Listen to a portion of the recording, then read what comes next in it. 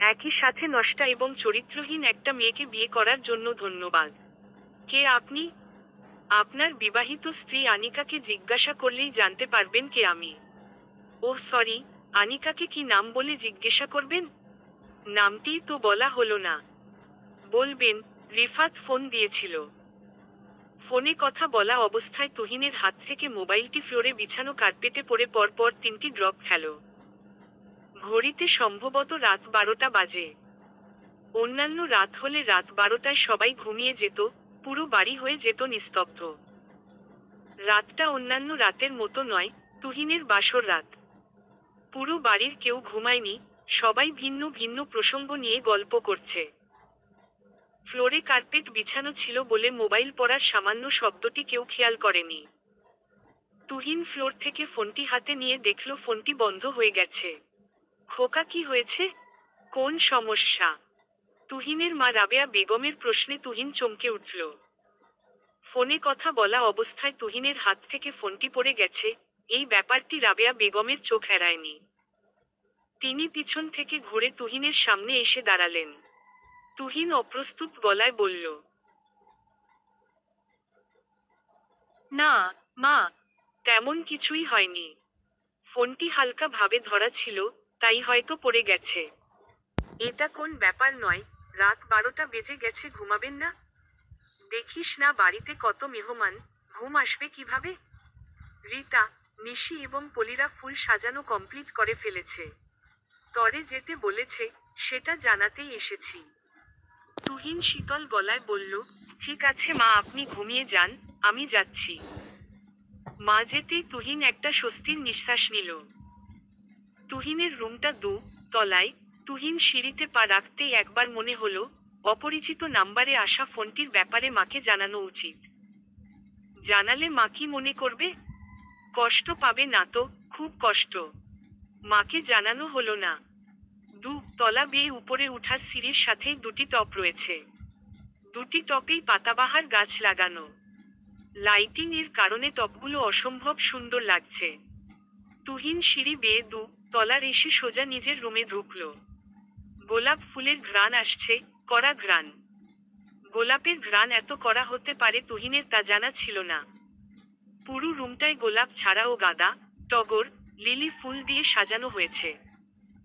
আশ্চর্য, গোলাপের কড়া ঘ্রাণে অন্য ফুলগুলোকে ঘ্রাণহীন মনে হচ্ছে।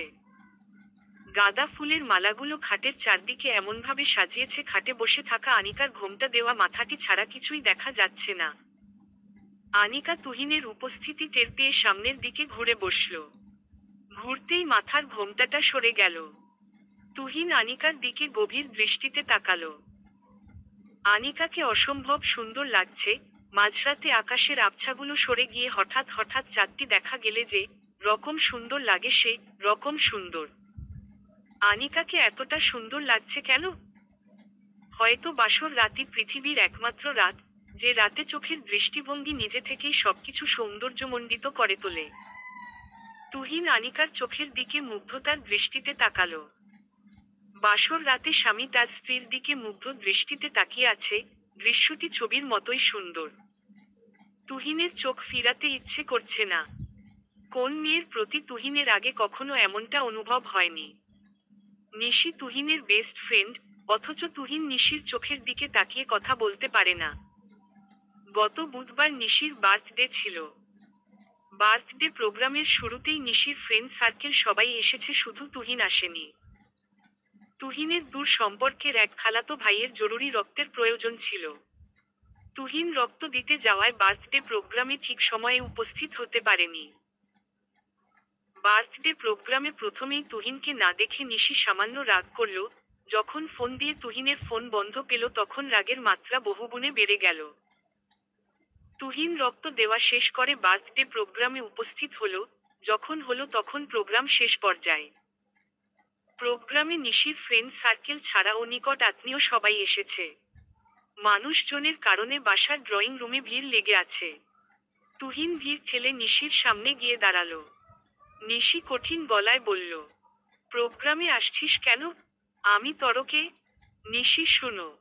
কি শুনবো আমি? আমাকে শুনতে হবে না। সত্যি করে বল, তুই প্রোগ্রামের তারিখই ভুলে গিয়েছিলি কিনা? নিশির রাগ বহুগুণে বেড়ে গেছে। বার্থডে প্রোগ্রামে আসা সকল মেহমানদের সামনেই সে তুহিনের সাথে চেঁচামেচি করছে। অন্য সময় হলে তুহিন চুপ করে থাকতো। এখন চুপ করে থাকার সময় নয়, চুপ করে থাকলে রাগের মাত্রা আরো বেড়ে যাবে। নিশির রাগ ভাঙানোর জন্য সত্যিটা জানানো দরকার। তুহিন মাথা নিচু করে শীতল গলায় বলল, নিশি, মানবতার কল্যাণে আমাকে ছুটে যেতে হয়েছে, একজন রোগীর চেয়ে তোমার বার্থডে প্রোগ্রামটি নিশ্চয় বেশি গুরুত্বপূর্ণ নয়। তুহিনের কথা শুনে নিশি সাথে সাথে চেঁচামেচি থামিয়ে দিল। নিশি একবার তুহিনের দিকে তাকাচ্ছে, আরেকবার নিচের দিকে। প্রোগ্রামে আসা সব মানুষের মাঝে মুহূর্তে নীরবতা চলে এসেছে। নিশি খানিক সময় নীরব থেকে বলল, ঠিক আছে, মানছি তোর কোন দোষ নেই। কিন্তু কি? নিশি থেমে থেমে বলল, তুই আমার চোখের দিকে তাকাতে লজ্জা পাচ্ছিস কেন? আমি কি তোর অপরিচিত কেউ? অপরিচিত মানুষেরা অত কথা বলার সময় একজন অপরজনের চোখের দিকে তাকিয়ে কথা বলে। কি বললেও না? নাকি মিথ্যা বললাম? সব সময় খেয়াল করেছি তুই আমার সামনে আসলেই মাথা নিচু করে কথা বলিস। কারণটা কি জানতে পারি? সেদিন নিশির কথা শুনে তুহিন তার মাথা আগের চেয়েও বেশি নিচু করে ফেলেছিল। তুহিনের ভেতর অস্বস্তি তৈরি হয়েছিল। কিন্তু আজকে আনিকার চোখের দিকে মুগ্ধ হয়ে তাকিয়ে থাকতে তার অস্বস্তি লাগছে না। আনিকাকে পৃথিবীর অন্য 10টি মেয়ের মতো মনে হচ্ছে না, মনে হচ্ছে হাজার বছরের পরিচিত একজন আপন মানুষ বিছানায় বসে আছে। তুহিন ভাবল, আনিকা আমার বিবাহিত স্ত্রী। আমার আত্মবিশ্বাস এই মেয়েটি নষ্টা অথবা চরিত্রহীন হতে পারে না। তুহিনের মনে এক ধরনের সূক্ষ্ম যন্ত্রণা তৈরি হলো। যে ভাবনাগুলো যন্ত্রণা তৈরি করছে সেগুলো হলো, অপরিচিত নাম্বারে ফোন দিয়ে যে লোকটি নিজকে রিফাত নামে পরিচয় দিয়েছে, লোকটি কি সত্যিই আনিকার পরিচিত? আনিকাকে জিজ্ঞাসা করা দরকার, কি বলে কথা শুরু করা যায়। নাম জিজ্ঞাসা করা যেতে পারে। নাম তো জানি, জানলে কি হয়েছে, পারিবারিক পছন্দের বিয়ে, সেই হিসেবে মেয়েটি অপরিচিত, নাম জিজ্ঞাসা করে কথা শুরু করা যেতেই পারে। নাম কি তোমার? আনিকা চুপ করে আছে। তার চোখে অপেক্ষার সংকেত, আরেকবার জিজ্ঞাসা করলে তবেই নামটি বলবে, তাই অপেক্ষা করছে। তুহিন দ্বিতীয়বারের মতো ক্ষীণ স্বরে বলল, নাম জিজ্ঞাসা করেছিলাম, জানতে পারি? আনিকা শব্দটি বলতে গিয়ে গলার স্বর আটকে গেল। তুহিন বলল, তুমি কি কোন কারণে ভয় পাচ্ছ? আনিকা বলল, হুম। আমাকে দেখে ভয় পাচ্ছ? নাকি অন্য কোন কারণ আছে? জানি না। তুহিন বলল, ভয় পাওয়ার কোন কারণ নেই, আমাদের জনের মাঝে সম্পর্ক হলো স্বামী স্ত্রীর সম্পর্ক। এর মাঝে ভয়ের সম্পর্ক থাকে না, থাকে অধিকার এবং ভালোবাসা সম্পর্ক। আনিকা মাথা নিচু করে তুহিনের কথা শুনছে। তুহিন সামান্য কিছু কথা বলেই ঘেমে গেল। কিছুক্ষণ থেমে থেকে বলল, স্বামী হিসেবে স্ত্রীর ভালোবাসা এবং সর্বোচ্চ অধিকারের স্বাধীনতা তুমি সব সময় পাবে। তুমি নিজকে স্বাধীন মনে অজানা কিছু জানতে চাইলে প্রশ্ন করতে পারো, আমার কাছে তোমার সকল কথা বিন্দু মাত্র টেনশন ছাড়াই শেয়ার করতে পারো। বিয়ের আগে মেয়েরা যতই সাহসী এবং চঞ্চল প্রকৃতির হোক না কেন, বাসর রাতে মেয়েদের চরিত্রের বিপরীত বৈশিষ্ট্য ফুটে ওঠে। প্রতিটা মেয়ের মনের ভেতর এক ধরনের অস্থিরতা এবং ভয় কাজ করে। তবে আনিকাকে দেখে বোঝা যাচ্ছে তার ভেতরের অস্থিরতাটা দূর হয়ে গেছে। আনিকা সহজ গলায় বলল, আপনার কপাল বেয়ে ঘাম পড়ছে, আর আপনাকে এতটা চিন্তিত দেখাচ্ছে কেন? তুহিনের কপালে বিন্দু বিন্দু ঘাম জমে আছে। তুহিন বুঝতে পারেনি। সে সামান্য লজ্জা পেয়ে কপালের ঘাম মুছে বলল, না, খুব বেশি চিন্তিত নই, তবে। আনিকা আগ্রহ নিয়ে বলল, তবে কি? তুহিন মোবাইলের পাওয়ার বাটন অন করল। মোবাইলটি অন হতে পুরো 1 মিনিট লাগল। এই 1 মিনিট তুহিন ফোনটির দিকে এক দৃষ্টিতে তাকিয়ে রইল। মোবাইলটি অন হওয়ার সাথে সাথে আনিকাকে বলল, দেখো তো ফোন নাম্বারটি চিনতে পারো কিনা? না। কার নাম্বার? আমাকে কেন দেখাচ্ছেন? ঠিক আছে, নামটি বলছি। নামটি পরিচিত হলে নাম বলার সাথে সাথেই চিনতে পারার কথা। রিফাত নামের একটি ছেলে ফোন দিয়েছিল। আনিকা, সত্যি করে বলো, রিফাতের সাথে তোমার কিসের সম্পর্ক? আজকের রাতটি তাদের বাসর রাত। এই রাতটিতে জনকে নিয়ে ব্যস্ত থাকার কথা। দু জানার মাঝে রিফাত আসলো কোথা থেকে? আনিকা কিছুই বুঝতে পারছে না। আনিকা প্রথমবারের মতো তুহিনের দিকে কঠিন দৃষ্টিতে তাকালো। তুহিনের চোখে একই সাথে বিশ্বাস এবং অবিশ্বাস খেলা করছে। সে আনিকার জবাব শোনার জন্য গভীর আগ্রহে অপেক্ষা করছে। আনিকা দৃষ্টি আরো কঠিন করে বলল, রিফাতটা কে? আপনিই বলেন, আমি রিফাতকে চিনব কিভাবে? আমি কিভাবে বলবো রিফাতকে? অথবা তাকে চিনব কিভাবে? বলার তো কথা তোমার। নামটি যদি অপরিচিত হয়, তাহলে তোমার সম্পর্কে এত কিছু কিভাবে জানে? তুহিনের কথা শুনে আনিকা বিস্মিত হলো। আনিকা বিস্ময় ঢেকে রাখার কোন চেষ্টা না করে বিভ্রান্তির স্বরে বলল, খোঁজ নিয়ে দেখেন রিফাত নামের লোকটি পরিচিত কেউ কিনা। আর আমার সম্পর্কে কি এমন বলছে যার জন্য আপনি আমাকে সন্দেহ করছেন? রিফাত নামে পরিচয় দেওয়া ছেলেটি ফোন দিয়ে তুহিনকে যা কিছু বলেছিল, তুহিন আনিকার কাছে হুবহু বর্ণনা দিল। পাশের রুমটি তুহিনের বড় বোন তাহমিনার। তাহমিনার বিয়ে হয়েছে 5 বছর হয়েছে। বিয়ের পর রুমটি খালি থাকে। তাহমিনার শ্বশুর বাড়ি দূরে হওয়ায় কোন বিশেষ প্রোগ্রাম ছাড়া বাবার বাড়িতে আসে না। আসলে খালি রুমটিতে থাকেন। তুহিনের বিয়ে, ভাইয়ের বিয়ের প্রোগ্রাম পৃথিবীর সকল বোনের জন্যই গুরুত্বপূর্ণ। তাহমিনা বিয়ের 2 দিন আগেই চলে এসেছে। সারাদিনের ব্যস্ততায় ক্লান্ত হয়ে পাশের রুমে শুয়েছিল। তুহিন আর আনিকার কথা কাটাকাটির শব্দ শুনে শুয়া থেকে উঠে এসে তুহিনের রুমে ঢুকল। হঠাৎ বোনকে দেখে তুহিন আমতা আমতা করে বলল, আপু, তুমি ঘুমিয়ে যাওনি? তোদের কথার শব্দ শুনে কি ঘুমানো যায়? সারাদিন কত রকম পেরেশানিতে ছিলি, এখন তাড়াতাড়ি ঘুমিয়ে যাবি, তা না উল্টো জনে ঝগড়া করছিস। তুহিন ক্ষীণ গলায় বলল, খায়, ঝগড়া করছি না তো, এমনিতেই। তাহমিনা দীর্ঘশ্বাস নিয়ে বলল, এমনিতে কি? তুহিন হাত বাড়িয়ে মোবাইলটি বোনের কাছে দিল। তাহমিনা বলল, আমি মোবাইল দিয়ে কি করব? তাহমিনাকে কিছুই করতে হলো না।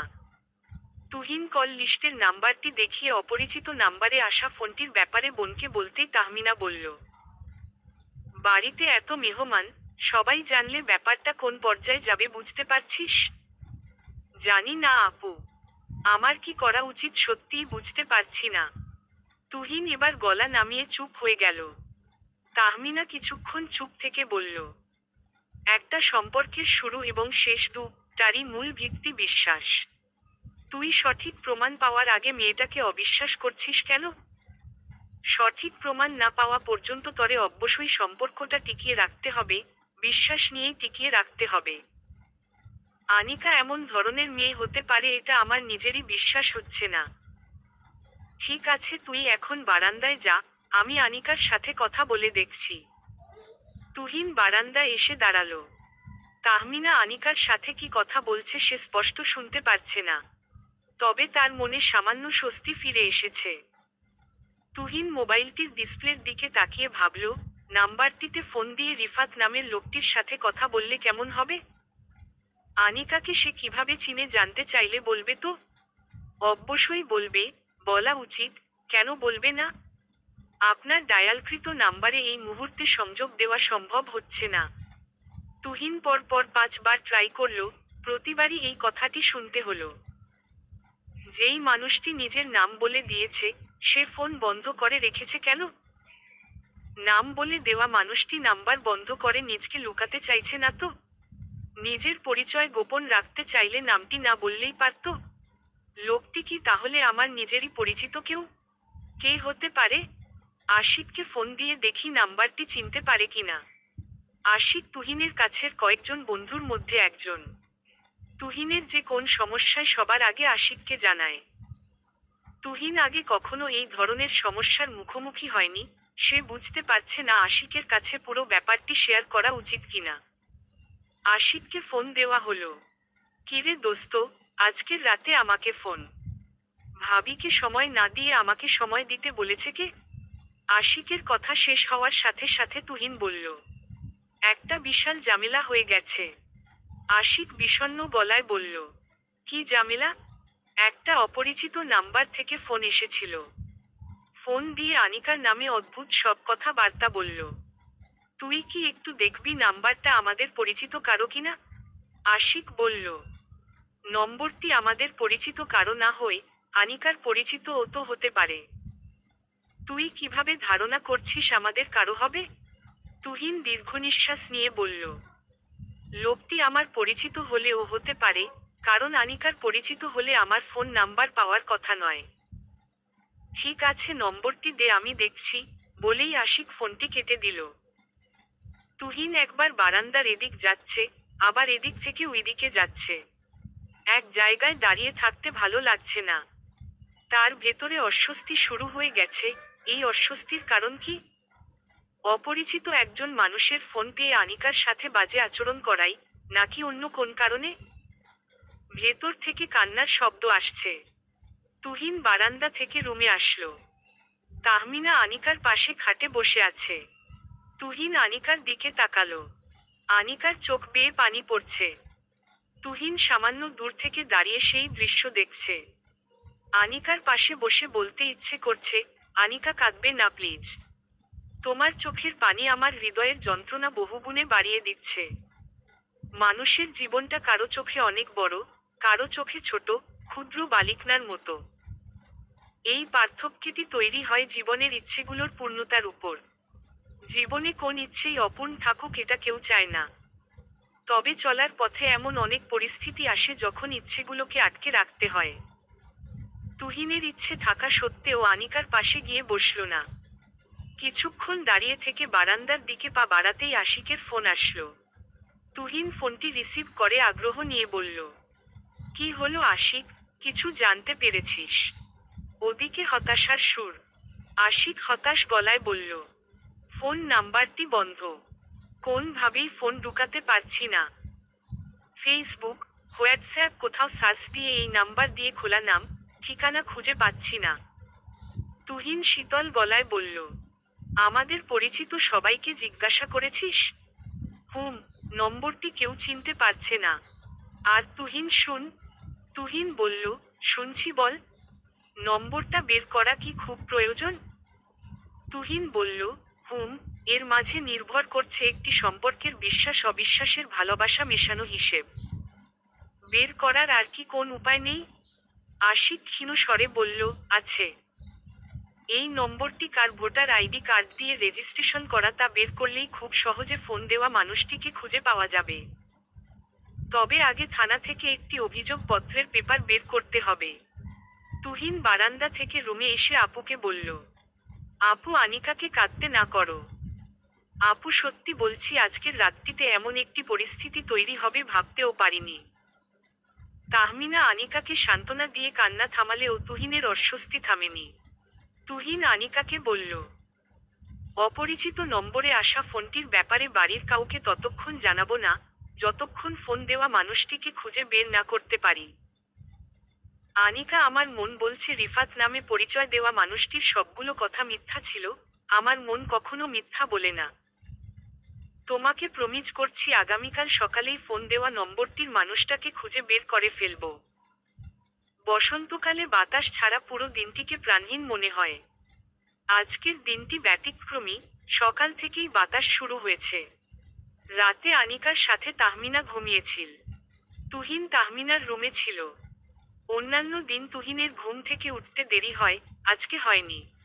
সকাল 7টা বাজতেই ঘুম থেকে উঠে গেল। বাসার সবাই ঘুমিয়ে আছে, তাই তুহিন কাউকে না জানিয়ে সোজা আশিকের বাসায় চলে আসলো। আশিক এত সকাল সকাল তুহিনকে তার বাসায় দেখে বুঝতে পারল পুরো ব্যাপারটি কতটা গুরুত্বপূর্ণ। আশিক দেরি না করে তুহিনকে নিয়ে থানায় আসলো। পুরো ব্যাপারটি ওসিকে বুঝাতে অনেকক্ষণ দেরি হলো। তবে যখন ওসি ঠিকভাবে বুঝতে পারল, বুঝার পর নম্বরটির ডিটেইলস বের করার অনুমোদন পেপার দিতে দেরি করল না। তুহিন আশিককে নিয়ে সিমের কাস্টমার পয়েন্টে আসলো। তুহিন কাস্টমার পয়েন্টে পেপারটি সাবমিট করে বিস্মিত হয়ে গেল। তুহিন দেখল, রিফাত পরিচয় দেওয়া অপরিচিত নম্বরটির সিম থেকে ভোটার আইডি কার্ডের রেজিস্ট্রেশন ডিএক্টিভ করে দেয়া হয়েছে। আশিক থমথমে স্বরে বলল। রিফাত পরিচয় দিয়ে যে মানুষটি তরে ফোন দিয়েছে, সে পুরো কাজটি পরিকল্পিতভাবে করেছে। নয়তো রেজিস্ট্রেশন ডিএক্টিভ করে দেওয়ার কথা নয়। কেউ যদি পরিকল্পিতভাবে কারো জীবনের ক্ষতি করতে চায়, তাহলে সেই ক্ষতি থেকে কি বাঁচার কোন উপায় আছে? তুহিন আত্মবিশ্বাসী গলায় বলল, উপায় একটি আছে। উপায়টি কাজে লাগাতেই হবে। যদি কাজে লাগিয়ে সত্যিটা বের করতে পারি তাহলে দীর্ঘস্থায়ী হবে বিশ্বাস আর ভালোবাসার পরিপূর্ণ একটি সম্পর্কের। আশিক বলল, চল বাসায় ফিরে যাই। যা। আমি যাব না। যাবি না মানে? কেন যাবি না? তুহিন শঙ্কিত গলায় বলল, দাঁড়াবো কিভাবে? তুই নিজেই বল। সঠিক প্রমাণ বের করতে না পারলে আনিকার সামনে গিয়ে দাঁড়াবো কিভাবে? আরে বোকা, টেনশন করে কি হবে? এই মুহূর্তে তোর বাসায় থাকাটা বেশি জরুরি। ফোনের এই ব্যাপারটি যদি বাসার সবাই জেনে যায় অবস্থাটা কি হবে চিন্তা করেছিস? আশিক ভুল বলেনি। তুহিনের বিয়ের অনুষ্ঠানে আসা কাছের আত্মীয় এখনো অনেকেই রয়ে গেছে। এই মুহূর্তে রিফাত নামের অপরিচিত মানুষের কথাগুলো জানলে পুরো ব্যাপারটি কেউ পজিটিভভাবে নিতে পারবে না। সবার মাথায় অদ্ভুত সব চিন্তা চলে আসবে, যেই চিন্তাগুলো খুব সহজেই তুহিন এবং আনিকার মাঝের স্বামী স্ত্রীর সম্পর্কটি নষ্ট করে দিবে। তখন কি করবে তুহিন? সম্পর্কটি টিকিয়ে রাখতে পারবে তো? জনে বাসায় ফিরে যাওয়ার জন্য দেবপুর স্টেশন থেকে সিএনজিতে উঠল। দেবপুর হলো তুহিনদের বাড়ি থেকে সবচেয়ে কাছের স্টেশন। স্টেশনের সাথে একটি দিঘি রয়েছে। দিঘিকে কেন্দ্র করে গড়ে উঠেছে দেবপুর দিঘির পাড়ের বাজার। বাজার থেকে সিএনজি করে বাসায় যেতে 1 ঘন্টা লাগে। তবে সিএনজি 5 জন যাত্রী ছাড়া ছাড়ে না। তাড়াতাড়ি বাসায় ফিরে যাওয়ার জন্য তুহিন সিএনজিটি রিজার্ভ নিয়ে নিল। সিএনজি দ্রুত গতিতে চলছে। ভেতরে 2 জনেই চুপচাপ বসে আছে। ড্রাইভাররা গাড়ি চালাতে সময় যাত্রীর সাথে কথা বলতে পছন্দ করে। এই ড্রাইভার ব্যতিক্রমী, সে নিজেও কোন শব্দ না করে গাড়ি চালিয়ে যাচ্ছে। 5 মিনিট পরেই গাড়ি তুহিনের বাসায় পৌঁছে যাবে। তুহিন হঠাৎ নীরবতা ভেঙে বলল, মামা গাড়ি ঘুরান। গাড়ি ঘুরাবো মানে? বাসায় যাবি না? আশিকের কণ্ঠে বিরক্তির ছাপ। তুহিন উত্তেজিত গলায় বলল, না। ড্রাইভার মামা এক্ষুনি গাড়ি ঘুরান, দেবপুর বাজারে ফিরে যেতে হবে। গাড়ি ঘুরানো হলো। হঠাৎ করে গাড়ি ঘুরিয়েছেন কেন? ড্রাইভার জাতীয় কোন প্রশ্ন না করে আগের মতো চুপচাপ গাড়ি চালাচ্ছে। গাড়ি দেবপুর বাজারে এসে থামল। আশিক তুহিনের কর্মকাণ্ড কিছুই বুঝতে না পেরে কঠিন গলায় বলল, এখানে ফিরে আসার কোন মানেই হয় না। শুনি তো, কি করবি এখন? সিমের কাস্টমার সার্ভিস পয়েন্টে যাব। আবারও কেন যাবি? তুহিন আত্মবিশ্বাসী গলায় বলল, দেখব আজকে দিনে এই সার্ভিস পয়েন্টে কতটা সিম ডিএক্টিভ করা হয়েছে। আশিক বলল, পাগল হয়ে গেছিস? রিফাত নামের ছেলেটি এখানে এসে সিম ডিএক্টিভ করাবে কেন? তুহিন শীতল গলায় বলল, আমার বাসা থেকে এই সার্ভিস পয়েন্টটি সবচেয়ে কাছে। যদি আমার পরিচিত কেউ হয়ে থাকে তাহলে এখান থেকেই ডিএক্টিভ করাবে। অনিকার পরিচিত কেউ হলে কিছুই করার নেই। তবে চেষ্টা করে তো দেখতে পারি। ঠিক বলেছিস, আনিকার পরিচিত কেউ হলে ডিএক্টিভ করাতে এখানে আসার প্রশ্নই উঠে না। চল দেখি আজকে দিনে যে সিমগুলো ডিএক্টিভ করেছে, ডিএক্টিভ করা নম্বরের লিস্টের সাথে ফোন দেওয়া নম্বরটি মিলে কিনা। স্যার, আপনারা আবার এসেছেন কেন? বলেন, কি হেল্প করতে পারি?